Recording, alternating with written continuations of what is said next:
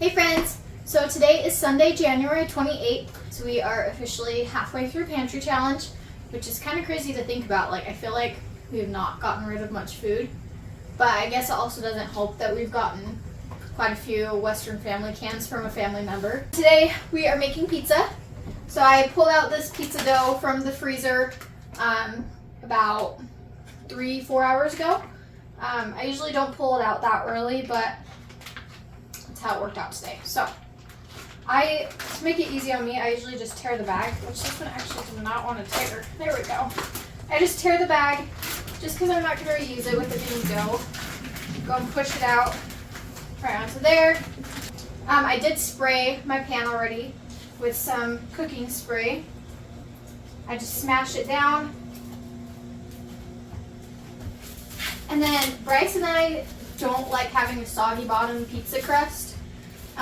And this pizza pan does not have like the crisper holes on bottom, it's just solid. So I usually go and cook the crust in the oven for a few minutes, flip it over, and then the crispy side will be on bottom that way. And then that's when I'll put my sauce and my toppings on. Now if you want a really fluffy pizza crust, it's best to make the dough fresh because it doesn't get quite as fluffy coming out the freezer, but I like the convenience of having it in there. So just like that, got it all flattened out. I'm gonna go put it in the oven, pull it out, probably in about 5-10 minutes. All right, while we wait for that crust to cook, I'm gonna go and cut up some of these olives.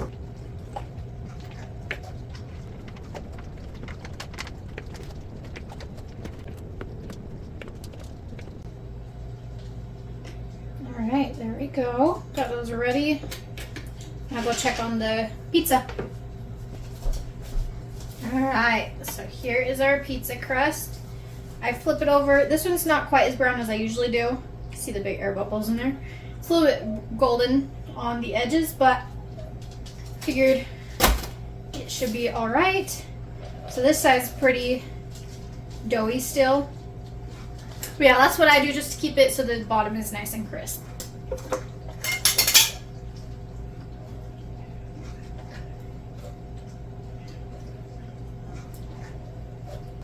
So this is stuff I canned in February of 2023. I went and freezed gallon-sized bags of tomatoes.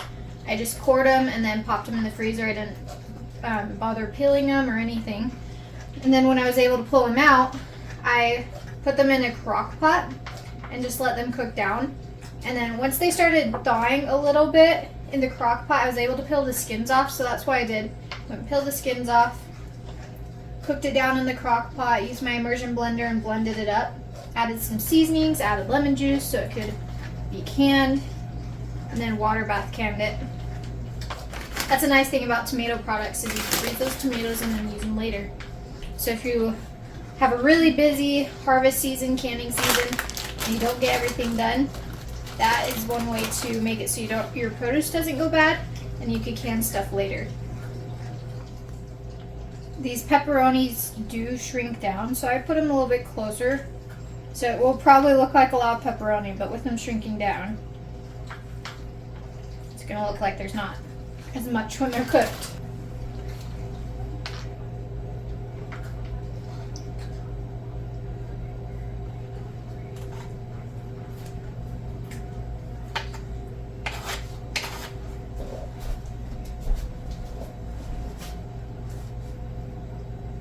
Annabelle's sitting at my feet waiting for me to drop something.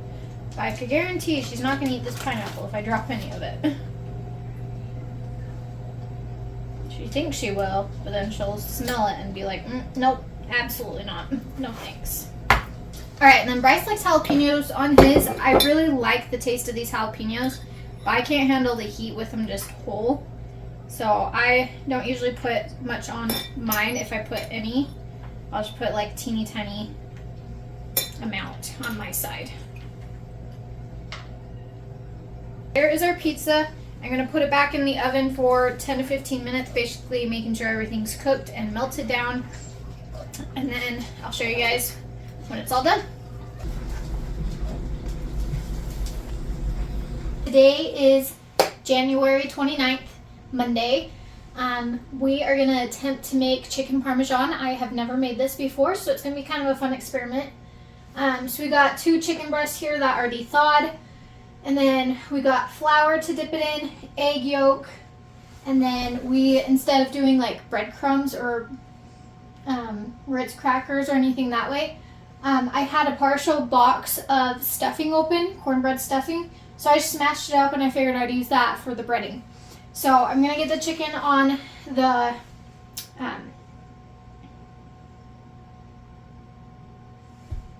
cutting board. I'm gonna smash it up, make it nice and thin, and then I'll dip it, put it on my rack over there, and then we'll put it in the air fryer, let it cook. I'm also gonna cook some pasta in the Instant Pot to have the chicken on top of the pasta. So I'm excited to try this. I think it's gonna be really good. I've had this only like once in my life, and the one time I had it, it was absolutely amazing. So I hope this is as good as when I had it then. Looks pretty good. Now we'll dip it. I probably should have added some salt to this flour. I didn't think about that till now. That's okay. I'm sure there'll be plenty of flavor from the cornbread stuffing. Oh, that looks really good.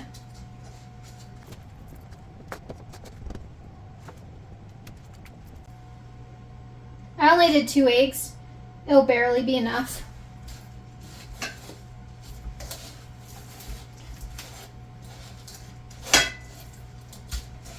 Looks like we'll barely have enough breadcrumbs as well.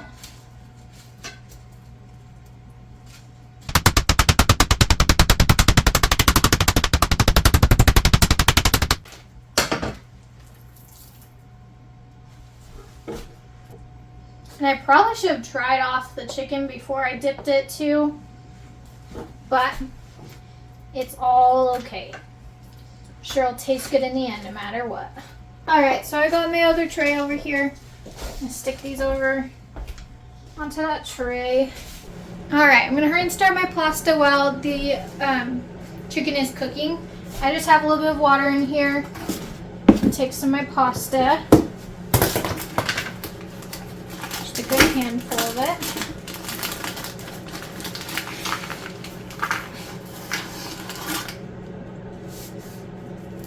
I always break it in half so it could fit in here better.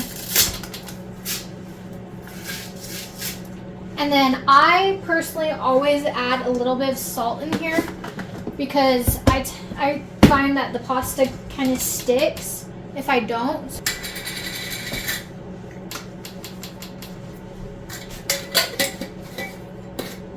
And then I'll just pressure cook this for 4 minutes.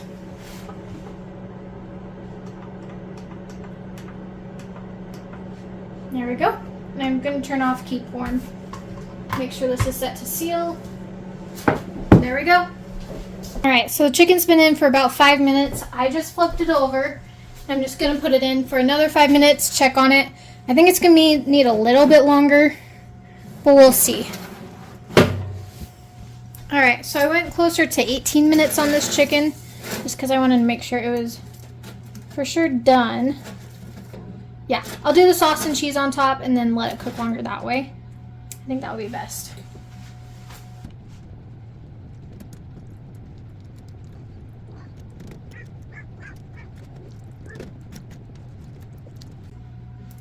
I hope this is as good as I remember.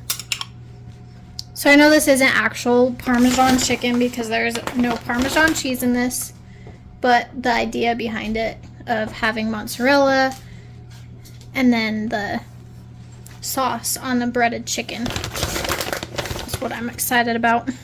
So we'll put those back in for a few minutes. I'll keep an eye on them, make sure that we don't burn them. All right. So we went for another 5 minutes. I think I'm going to stop them there. They're definitely getting crisp around the edges. So I'll go and plate it up, and Bryce and I will give it a taste test, and then let you know what we think. Homemade chicken parmesan. Yum. Homemade chicken mozzarella on. Yes. Looks good. Smells good. Mmm. The one and only time I had it, it wasn't over pasta. but I saw a lot of recipes had it over pasta, so that's why I did it. I've never had other pasta before. But that's good. I probably wouldn't do it with pasta again. I think it's good plain. I think it needs a little bit more seasonings in there. I did do, instead of like regular breadcrumbs or Ritz crackers, I did leftover stuffing and crushed it up, which I think gave it a good flavor. But I think it needs a little bit of salt. A little bit of salty flavor. Yeah, a little bit. But overall, I think it's really good. Today is Tuesday, January 30th. I'm just going to keep dinner really simple tonight. I just have some rice that I rinsed off in here. I like to rinse it just because the outer coating I found has hurt my stomach. So by rinsing it, it makes it so it doesn't hurt my stomach. And then I just have 3 different open things of salsa. They're all different. One's medium, one's hot, one's jalapeno. So I figured I might as well use all 3 of these, put them in here, make kind of like Spanish rice. I'll add pinto beans and taco seasoning, and then we'll just basically have rice and beans on some hard tortilla shells.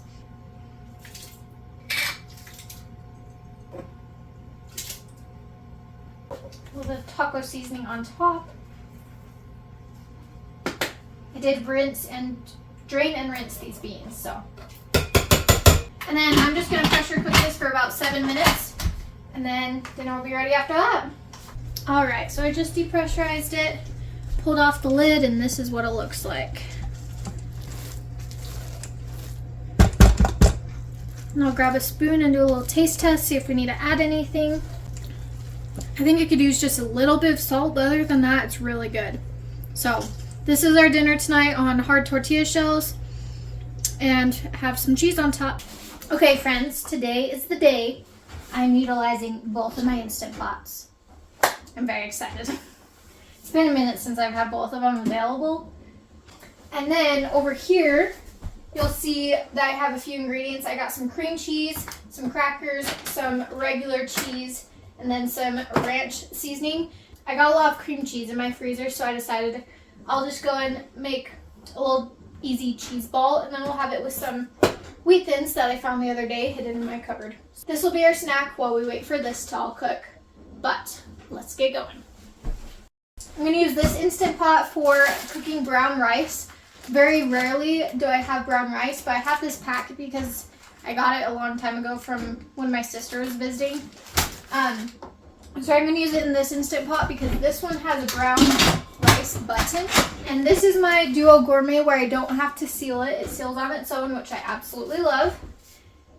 Brown rice, let it go. I'm making Instant Pot Hawaiian meatballs, which that's the title of the recipe. I am swapping meatballs for cubed chicken, and I mentioned this in the past. When I go and vacuum seal my chicken, I go and cube it up first, and then, so this is probably like 2 chicken breasts worth of chicken here. Cube it up, and then I put it in here, seal it, and freeze it. That way, when I want it, I could just pull it out of the freezer. It dethaws a lot faster than regular chicken breast, and I don't have to make any mess of cutting it up. So this was the pineapple can that I used for when I made pizza earlier this week. So we only used a few pineapple pieces from here. So I'm just gonna dump the rest in there, and it says to not drain the juice because the juice is what is making it, so it's basically replacing the water that you need in the Instant Pot to cook. And then 1 red bell pepper. I'm going to use about half of this. This is my peppers, mild peppers that I already have chopped up and stuck in the freezer, vacuum sealed, and then I've opened it, so I just put a clip on it for future use. 1 cup of brown sugar. Like I've said in the past, I don't always have brown sugar on hand, but you easily can just use white sugar and a little bit of molasses, and that is what makes brown sugar. There we go. 2/3 cup of vinegar. I'm just going to use this 1 cup measuring cup. And last but not least, 2 tablespoons of soy sauce. And then it says to pressure cook this for 7 minutes, but that's if you have already like pre-cooked meatballs that you're putting in there. But because I have raw chicken, I'm gonna cook it for about 22 minutes just because my chicken was still slightly frozen. And then we'll check on it, make sure it looks good and cooked and everything. Now we are gonna make the cheese balls. Okay, so we're gonna open up our cream cheese. This has been sitting out for a little bit, so it's about room temperature. Make it a lot easier to mix everything together that way.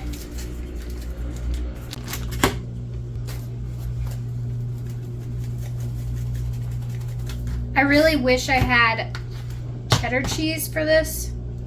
Well, all I have is mozzarella, but I'm sure it'll still taste good.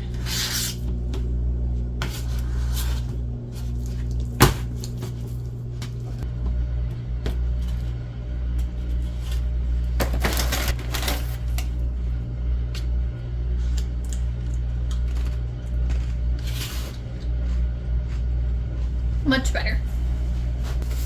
I'm just gonna try a little piece with cheese, see if it even tastes good with mozzarella, or if it wouldn't be worth putting in.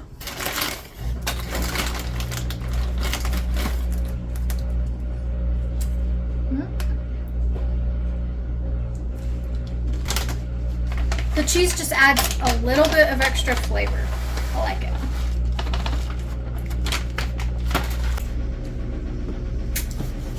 Perfect. That is our snack while we wait for our Instant Pots to pressurize and cook our rice and our Hawaiian chicken. Okay, so my 2 Instant Pots are done. This is the chicken Hawaiian combo, whatever you want to call it. Chicken Hawaiian topping. And here is our nice soft brown rice. Bryce and I will have this for dinner and hopefully for lunch for the next day or 2. Thanks for joining me today.